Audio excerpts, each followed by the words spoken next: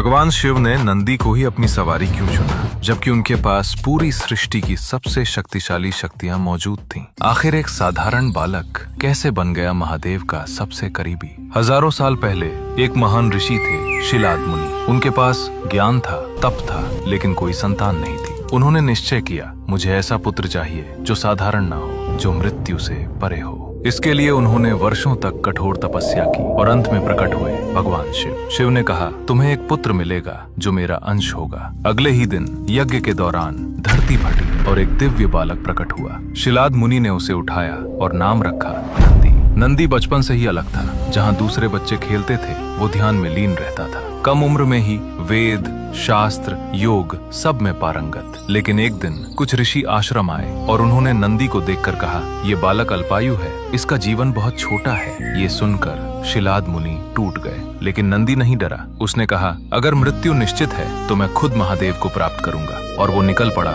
हिमालय की कठोर तपस्या के लिए। सालों तक ठंडी हवाएं, बर्फ, तूफान और सिर्फ एक मंत्र, ओम नमः शिवाय। आखिरकार शिव प्रकट हुए। उन्होंने पूछा, क्या चाहते हो? नंदी ने कहा, मुझे अमरता नहीं चाहिए, मुझे बस आपकी सेवा चाहिए। मैं हमेशा आपके पास रहना चाहता हूँ। यही भक्ति उसे सबसे अलग बनाती है। शिव प्रसन्न हुए और बोले, आज से तुम मेरे गणों के प्रमुख हो, तुम कैलाश के द्वारपाल हो और तुम मेरे सबसे प्रिय, सबसे निकट हो। फिर शिव ने अपना त्रिशूल उठाया और एक दिव्य प्रकाश में नंदी का शरीर बदल गया। वो बन गया एक विशाल, अजय, दिव्य बैल। उसी क्षण नंदी बना भगवान शिव की सवारी। लेकिन उसकी परीक्षा यहीं खत्म नहीं हुई। जब समुद्र मंथन में हलाहल विष निकला, जहाँ देवता भी डर गए, वहीं नंदी आगे बढ़ा और उस विष की बूंदों को अपनी जीभ से रोक लिया। उसे कुछ नहीं हुआ, क्योंकि नंदी सिर्फ वाहन नहीं था, वो शिव की भक्ति और शक्ति का प्रतीक था। इसीलिए शिव ने उसे चुना, शक्ति के लिए नहीं, भक्ति के लिए। और इसलिए आज भी नंदी के कान में बोली गई हर प्रार्थना सीधे शिव तक पहुंचती है।